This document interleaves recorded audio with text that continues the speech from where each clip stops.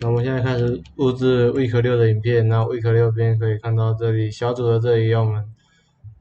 安装 OBS，并且要右下角自己的头像，然后我看到现在画面就代表我已经成功用出来了 OBS。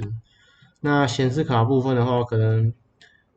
打开的时候会是黑屏的，那你可能要到这边找你的显卡右键点进去，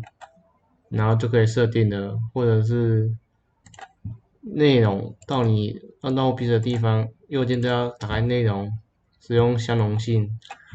这样的话就可以成功打你的显示画面有东西这样。好，大概就这样了，谢谢大家。